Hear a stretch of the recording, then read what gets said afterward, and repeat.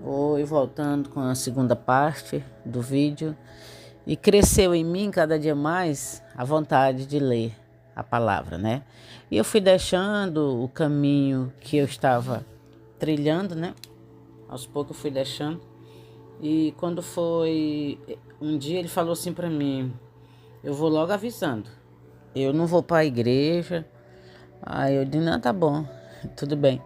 Aí ele disse assim: pois eu quero a separação, porque eu não vou para negócio de igreja, eu gosto de farra, eu gosto de sair. Eu digo: não, tudo bem.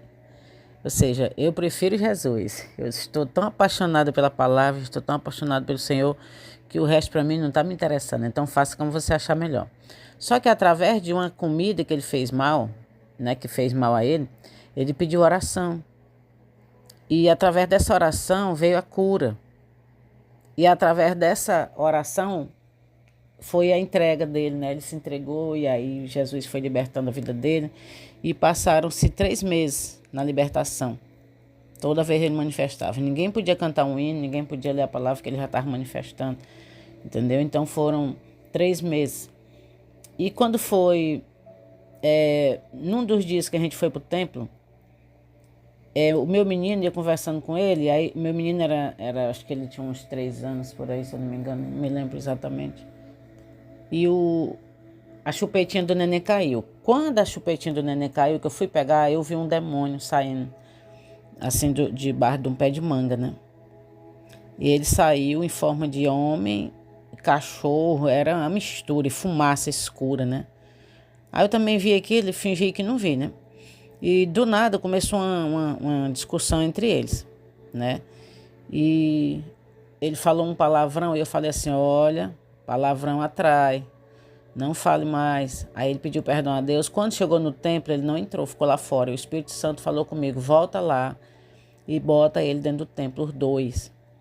Aí eu fui lá. Quando eu fui pegar ele lá fora para levar para o templo, eu tinha feito uma oração antes de sair de casa e ele também tinha feito, porque nós estávamos nesse processo, já estava com 3 meses ele manifestando.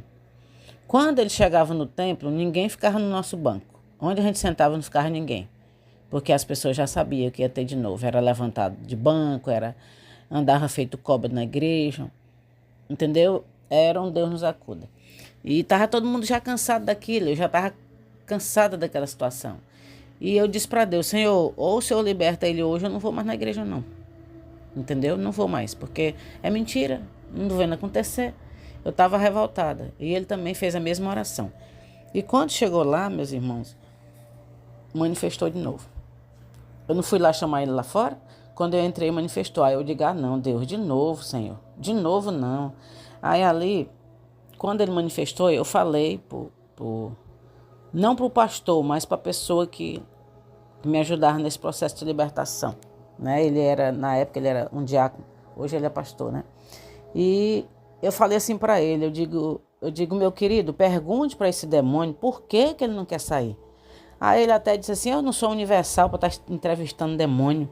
Aí eu falei assim: olha, mas a Bíblia fala que Jesus perguntou para aquele demônio que estava naquele homem, né, de Gadara, que ele tinha muitos demônios, ele tinha mais de 1000 demônios.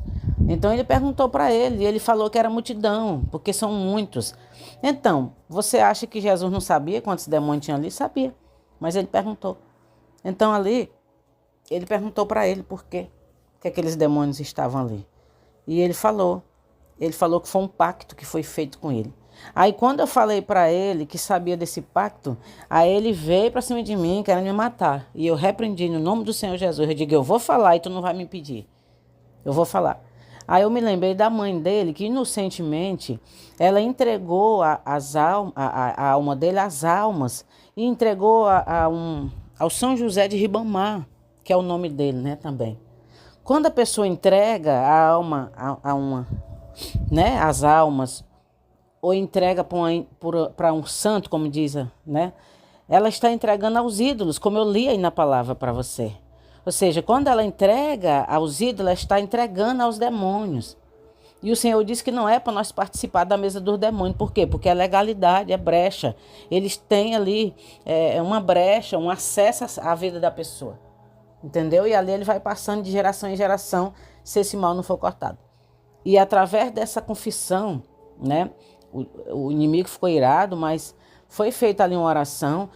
Teve uma irmã que conseguiu ver sombras, né? A irmã estava de joelho orando e ela conseguiu ver sombras saindo dele, várias sombras. E ele foi liberto nessa noite, foi batizado com o Espírito Santo, foi levantado em milagre, né? Foi levantado poderosamente por Deus. Era um homem que tinha uma vida com Deus. Então, houve ali uma quebra de maldição. Então, deixa eu dizer uma coisa para você. Às vezes você está, na sua inocência, entregando a sua vida ou fazendo orações a pessoas que não é o Senhor Jesus.